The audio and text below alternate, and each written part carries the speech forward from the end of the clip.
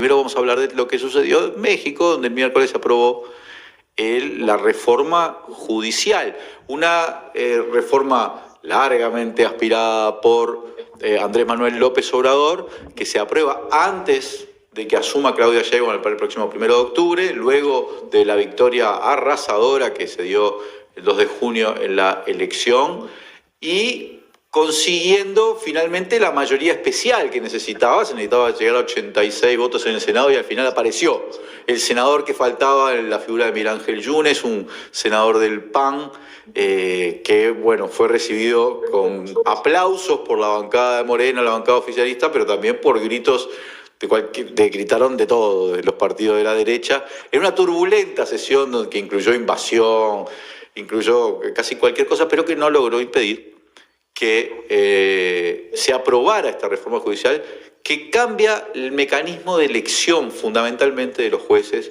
que pasan a ser elegibles por voto popular. Nos acompaña desde México el periodista Zósimo Camacho, director de Contralínea, un célebre, afamado y prestigioso periodista de la hermana República de los Estados Unidos Mexicanos. Bienvenido, Zósimo, gracias por estar acá en Macondo. ¿Cómo están? ¿Qué tal? Muy buenas tardes, muchas gracias, Ina, Marco, Leandro, gracias por esta invitación. Nada más aclarar, fui jefe de información y editor en algún tiempo en Contralínea. Hoy estoy de freelancer, de colaborador en varios medios de comunicación, pero en efecto tuve una trayectoria ahí importante, considero, en Contralínea. Bueno, disculpa entonces, Zósimo, porque yo te tenía presente como jefe ahí de Contralínea y entonces me induje el error a la gente, yo mismo me equivoqué. Pero no sé, es muy importante para nosotros hacer este análisis contigo, que estás bien metido en la realidad mexicana, en la realidad de tu país, y que sos un analista muy fino. Zósimo, esta aprobación de la reforma judicial va a traer cambios muy importantes a México en uno de los poderes del Estado y ha generado una polémica, suscitado una polémica muy grande. Primero nos gustaría que nos describieras un poco la polémica que hay en torno a esto y las causas por las cuales Andrés Manuel López Obrador insistió tanto en la necesidad de una reforma de este tipo a lo largo de 6 años, donde el Poder Judicial en varias oportunidades se transformó en un obstáculo para el desarrollo del programa político del presidente López Obrador. Sí, en efecto, creo que podemos empezar por la realidad que hay sobre estas protestas a favor y en contra, porque también hay manifestaciones, por supuesto, nutridas a favor de la propia reforma, y señalar que en términos generales México está en paz con respecto de esta reforma. No hay ningún tipo de sector que realmente esté apoyando a los trabajadores del Poder Judicial en México. Estamos hablando de alrededor de 50,000 trabajadores los que tiene este Poder Judicial de la Federación. Hay un sector importante que está saliendo a las calles para protestar en contra de esta reforma, pero que prácticamente no ha encontrado ningún tipo de eco entre la sociedad mexicana, más allá de los poderes fácticos, eso sí, muy escandalosos y activos en medios de comunicación, pero que no reflejan el sentir de la propia población mexicana. Se ha estado señalando que son estudiantes los que también están protestando en contra de esta reforma. En realidad son grupos de alumnos de estos magistrados, de estos jueces, que también pues están siendo instigados o animados y están en todo su derecho a protestar en contra de esta reforma, pero poco se dice en los grandes medios corporativos de las manifestaciones, ahí sí, mayoritarias de estudiantes en este país a favor de la propia reforma. No han tenido estos trabajadores del Poder Judicial, ni ministros, ni magistrados, tampoco ningún tipo de respaldo del sector obrero, por ejemplo, de los sindicatos, de las centrales campesinas, pues prácticamente no hay ningún tipo de respaldo realmente popular a las manifestaciones de estos grupos, que decíamos, en efecto, sí hay un respaldo desde los medios de comunicación, desde los propios poderes fácticos, hablemos del poder empresarial, pero también incluso desde Estados Unidos. Eso en un primer acercamiento sobre lo que realmente hay en México con respecto de estas reformas. Y con respecto de la necesidad de esta reforma, ya lo adelantaban, en efecto, se trata de pues un poder que siempre se opuso a cualquier tipo de cambio, de transformación en el país, luego de la victoria de Andrés Manuel López Obrador en 2018, y es que tendríamos que señalar prácticamente 3 características que hacen necesaria esta reforma.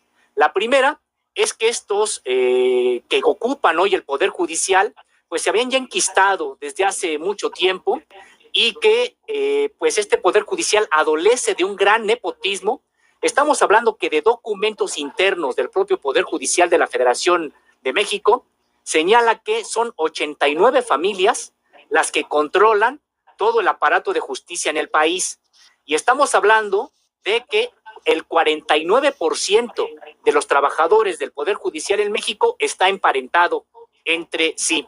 De tal suerte que podemos tener, por ejemplo, un magistrado con 26 familiares, que además conocen procesos jurídicos en distintas partes del propio procedimiento judicial y entre familia, pues prácticamente conocen todo lo que ocurre con respecto de un caso. Primero es el nepotismo. Lo segundo es los grandes emolumentos. No sé si ustedes tengan noticia, pero en México, en promedio, un juez gana más de $500,000. Y si nos vamos a un magistrado o a un ministro, pues estamos hablando de alrededor de $750,000 cada mes. Se les paga prácticamente todo, hay fideicomisos incluso hasta para casas, para la remodelación, por ejemplo, de sus casas y para pagarles incluso los servicios domésticos. Entonces hay un abuso ya muy importante de este poder y una tercera razón es que este poder está controlado por el viejo grupo político que ocupó el país durante mucho tiempo y que se caracteriza por su filiación neoliberal, su filiación pripanista, como se le conoce a los dos partidos neoliberales en México, y en ese sentido, bueno, pues estaban prácticamente en contra de cualquier tipo de cambio que hubiera al interior del Poder Judicial y también en reformas muy importantes, como por ejemplo la nacionalización de la reforma eléctrica, se opusieron, la echaron atrás, y bueno, pues en términos generales es parte de las 3 razones por las cuales era inaplazable esta reforma al Poder Judicial en México. Sósimo, gracias por estar acá en Macondo. El tema del Poder Judicial se ha vuelto un problema, diría, muchas veces en toda América Latina. Es un poder del cual se empezó a hablar cada vez más en los últimos años y en muy pocos lugares se avanzó en lo que podríamos llamar un intento de democratizarlo, es decir, revertir los elementos que estaba señalando que con sus características se repiten en cada país. ¿Podrías explicarnos en qué consiste esta democratización? Porque estamos hablando ni más ni menos de que cerca de 1.600 cargos van a ser electos por voto popular, incluye la Suprema Corte de Justicia, va a haber mandatos según la cantidad de votos obtenidos. ¿Podrías explicarlo más como pedagógicamente para la audiencia cuál es el procedimiento que se abre para intentar democratizar ese poder tan opaco y tan importante? Sí, la característica de esta reforma que más se ha discutido es la elección directa por voto popular de los funcionarios de este poder de la Unión, del Poder Judicial, tal y como se hace ya con los otros poderes, es decir, el Poder Ejecutivo, en el caso del presidente de la República, y el Poder Judicial, con el caso de los legisladores, sean diputados o senadores. Ahora lo que se está proponiendo es de que la población participe en la elección de los altos funcionarios. ¿Cuáles son estos altos funcionarios? Pues son los ministros, que son 11 en este momento, 11 ministros de la Corte, que son también los magistrados y que también son los jueces. De momento, pues sí, uno podría pensar, son muchísimos cargos, pero no toda la población tiene que votar por todos. Por supuesto, a nivel federal se votará para los 11 ministros que elegirán o que integrarán la propia Suprema Corte de Justicia de la Nación. Ahí sí habrá convocatoria prácticamente para toda la población, pero ya después los magistrados, los jueces, pues corresponderá elegirlos ya de acuerdo con las circunscripciones electorales a las que estén adscritos precisamente pues los propios electores. Entonces se ha querido meter mucha confusión en el sentido de que habrá una gran lista y cómo van a ser los votantes en México para elegir a tal número de representantes. Sí se incrementa, digamos, el número de representantes que ahora estarán sujetos a cada elección porque se incluyen los del Poder Judicial, pero no es algo que pudiera ser inmanejable. También es muy importante señalar que con respecto de esta reforma se ha estado insistiendo desde la oposición que es que la justicia no tendría que estar sujeta a la democracia, que lo que es justo y no se tiene que estar poniendo a debate si es injusto o quién vota más. En realidad no se está poniendo a debate la propia justicia, sino quienes ocupan los cargos. En este sentido, tendríamos que señalar que no es que cualquier persona pudiera aspirar a un cargo de estos. Hay, lo señala la propia reforma, candados para que, por ejemplo, en el caso de jueces, pues al menos tengan la licenciatura, la preparación en derecho con algún tipo de especialidad, y así con respecto de los demás cargos que se están poniendo a discusión o que se estarán pues entablando en procesos electorales.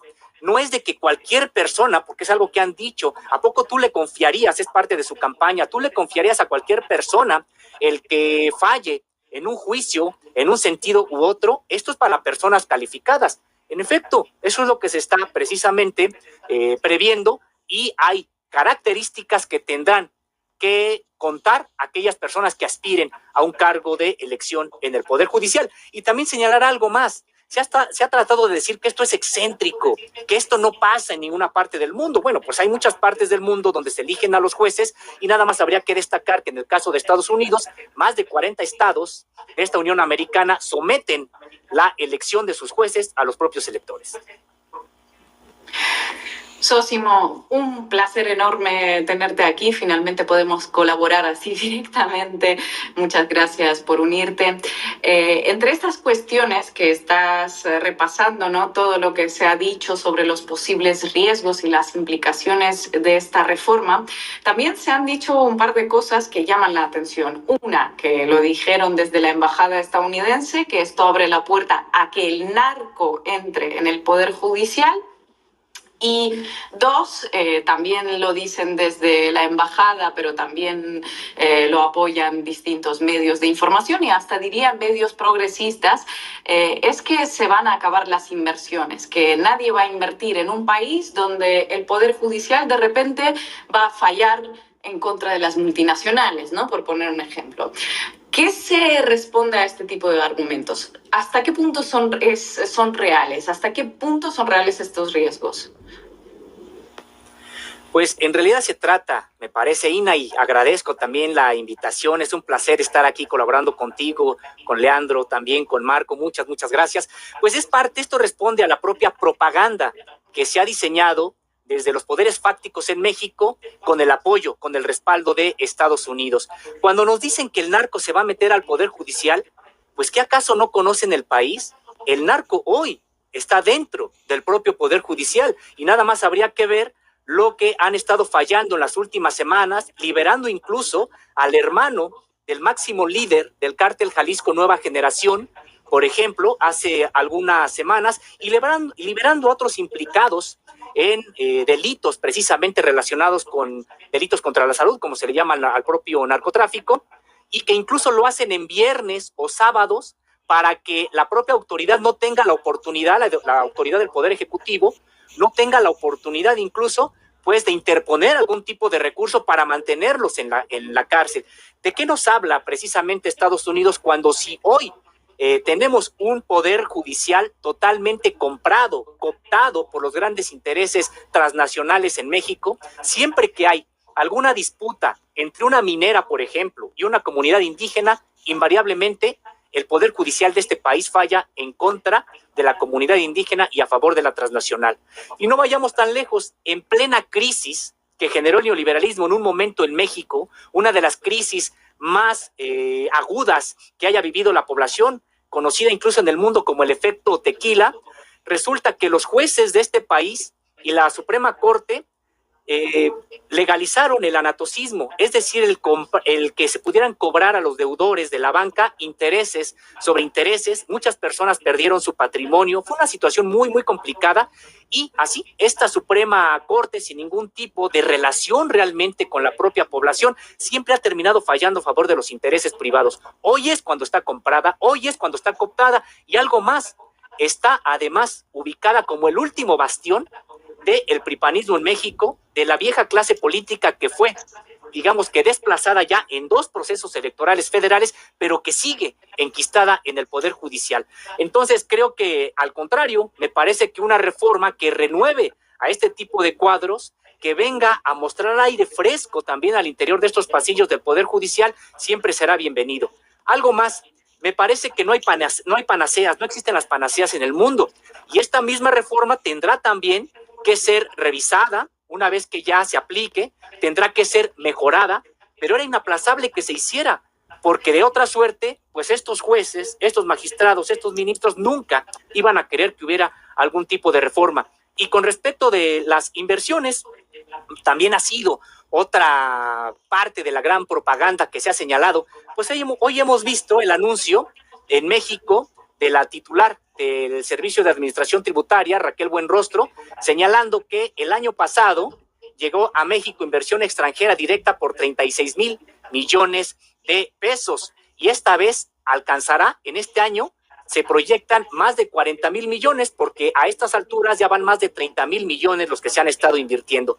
Y es que decíamos, más allá de aquella propaganda que viene desde Estados Unidos, ¿a poco los capitales estadounidenses van a dejar México?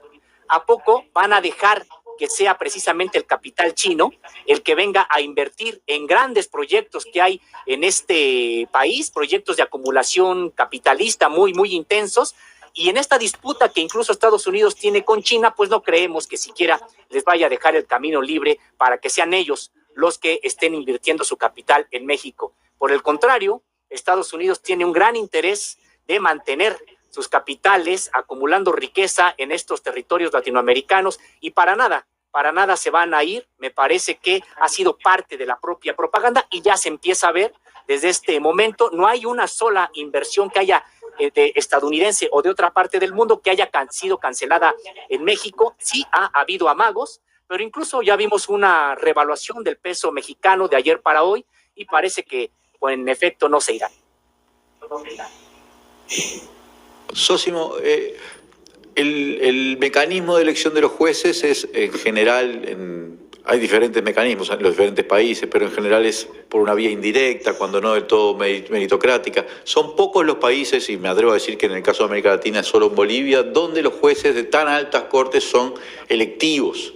Y siempre ha habido también una crítica, por lo menos de una parte de la academia, no solo críticas interesadas, diciendo, bueno, ojo con que el proceso de elección de jueces de este nivel sea puramente electoral, porque corre riesgo la justicia en la medida en que se pueden politizar los fallos, en la medida que, bueno, son jueces electivos, que pueden estar compitiendo por el voto y midiendo un poco sus decisiones en función de lo que creen que la ciudadanía aprueba o no, suceder cosas de este estilo. Bueno, de entrada lo que se está señalando es de que no podrán concursar en este tipo de elecciones aquellos que militen en algún partido político. Entiendo que siempre habrá riesgos, ya decíamos, no hay panaceas, siempre habrá riesgos, pero esos riesgos incluso subsisten el día de hoy cuando no hay algún tipo de elección de jueces y no participa la población precisamente en ellos. Hoy es un grupo político, la derecha en este país, los poderes fácticos, los que tienen este voto prácticamente de calidad y son los que han ido imponiendo a los jueces, a los ministros, a los magistrados. En realidad, me parece que no hay un sistema definitivo, acabado, impoluto para el propio Poder Judicial, y es que también tendríamos que señalar algo. El Poder Judicial, de manera histórica, siempre ha estado diseñado, orientado para favorecer a las clases dominantes de cualquier país, sea México, sea Rusia, sea China, sea Estados Unidos. En realidad me parece que lo que hoy está ocurriendo en México es buscar recomponer y generar otro tipo de equilibrios, porque lo que ya hoy ocurre con respecto del Poder Judicial en México, incluso ya lo sabemos de antemano. Les decía, cuando hay algún tipo de disputa, ya no digamos entre una comunidad indígena y una transnacional, cuando hay un tipo de disputa entre el gobierno mexicano, por ejemplo, con transnacionales eléctricas y llevan su caso a la Suprema Corte, ya sabemos que este Poder Judicial que tenemos en México no va a fallar a favor de los intereses de México, los intereses nacionales. Va a estar fallando siempre a favor de los intereses transnacionales. Entonces, cuando hablan de que se va a politizar el ejercicio o la impartición de justicia en México, también de qué nos hablan. Hoy está politizado, hoy está partidizado. Entonces, creo que lo que se está buscando precisamente, pues es por un lado desplazar a estos grupos del último bastión que tienen en el sistema político mexicano, decíamos en el Poder Judicial. Ya después podríamos generar otro tipo de críticas, aquellos llamados chapulines, que en México se le conoce a los integrantes de un grupo parlamentario que se pasan a otro solamente por fines meramente personales, etcétera. Y claro, el sistema político mexicano no es perfecto ni mucho menos, adolece de muchas fallas todavía, por supuesto, pero considero que sí era inaplazable esta reforma, y aquellos que dicen que se va a politizar, más bien, hoy ya está politizado y está politizado a favor de los grupos fácticos, y pues lo que no les gusta es precisamente que entren a tratar de desplazarnos. Sósimo, la última por mi parte, pero enfocar un poco en el momento político. Quiero decir, esta reforma se logró aprobar por la victoria que se obtuvo en las elecciones, que le dieron las mayorías necesarias a Morena, a las cámaras, y uno lo ve un poco tal vez como el moño final de la salida de Andrés Manuel López Obrador, es decir, su última gran despedida política es con una reforma ni más ni menos que al Poder Judicial. ¿Qué representa esto en términos políticos para Morena, para el movimiento de la 4T, en este momento de transición de mando que está por suceder en 2-3 semanas?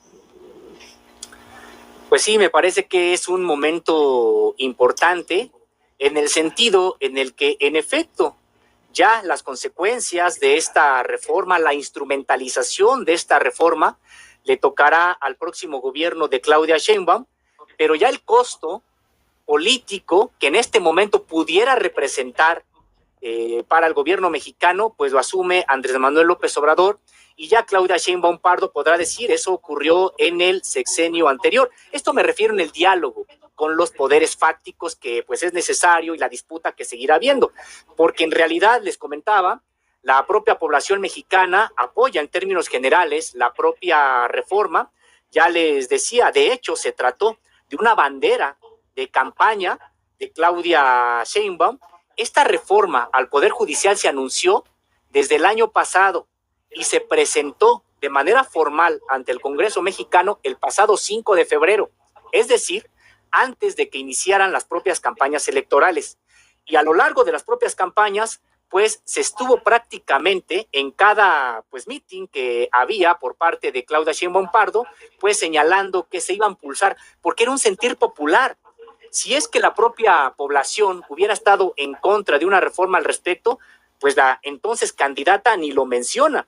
En realidad fue parte de su propia bandera, porque ya decíamos, la propia población pues no está contenta con el desempeño de este Poder Judicial, lo ven como una serie de personajes que se han enriquecido de manera ilegítima, y que pues la impartición de justicia en este país deja mucho que desear. Hablábamos hace un momento de las propias deficiencias al momento de decidir o impartir justicia. Sería bueno también señalar un dato más en México. Aquí pueden pasar hasta 20 años personas sin que lleven alguna sentencia, solamente sospechosas de haber cometido algún tipo de delito, y la característica de estas personas es que son pobres, que no tienen prácticamente de qué manera comprar su propia libertad, no tienen ningún tipo de padrinazgo político, económico, y muchas personas incluso llevaron un juicio, en el caso de personas indígenas, en una lengua, el español, que ni siquiera conocían. Pero tenemos el caso de poderosos, sea del narcotráfico, sea de la élite política o empresarial, y resulta que los jueces, ministros y magistrados de este país, de México, inmediatamente observan violaciones al debido proceso o cualquier tipo de irregularidad, y aunque haya algún tipo de acusaciones formales contundentes, son puestos en libertad. Es decir, todo eso pesa en el ánimo de la propia población, y por eso es que, no obstante estos estruendos desde la derecha mediática en el país, en realidad la propia población no ha respaldado a los trabajadores del Poder Judicial, ni a jueces, magistrados ni ministros. Sósimo, también una última por mi parte. Primero, gracias, porque no sabía que esos políticos que cambian de ideología según las circunstancias se llamaban en México chapulines. Y hablando precisamente de chapulines, está la figura de esta familia de los Yunes, ¿no? El padre e hijo, gracias a los cuales se logró esa mayoría del 86 a favor de la reforma, que son panistas básicamente. Entonces, te quería preguntar preguntar qué lectura tenemos que sacar de todo esto, qué es lo que está pasando, porque obviamente pues llevó a una serie de especulaciones sobre presiones, etcétera, etcétera. Bueno, en efecto, Ina, tendríamos que decir que este tipo de personajes, estos chapulines, estas personas que prácticamente están al mejor postor dependiendo quién les ofrezca mejores dividendos o mejor carrera política, pues abundan en los 3 partidos de este país, y de manera desafortunada tendremos que señalar el caso de los Yunes, no es el único en Morena. Ahora ha generado esto porque, bueno, pues con el voto de estos personajes, pues de este personaje sobre todo, se pudo aprobar esta reforma que le interesaba mucho al Poder Ejecutivo mexicano. Pero en realidad tendríamos que señalarlo, en Morena hay otros personajes también de muy dudosa reputación, más bien sospechosos de corrupción y de otros delitos también muy, muy graves. Y me parece que incluso tampoco es nuevo, ocurrió ya desde 2018, son varios personajes que del priismo o del panismo se fueron sumando a Morena porque consideraron que en ese momento les rendía mejores frutos. Es algo que el propio partido tendrá que trabajar y son parte de las propias críticas que podemos hacerle a esta formación. Y creo que, bueno, pues en efecto han ido teniendo que cambiar sus propias posiciones ante la avalancha de votos que ha dado la población mexicana a Andrés Manuel López Obrador y al partido que él representa, que es Morena. Pero desafortunadamente no es el único caso, hay más casos, y decíamos, estos personajes pues han tenido que ir cambiando supuestamente de ideología, porque pues empujados por los propios votos y por supuesto por la búsqueda de cargos.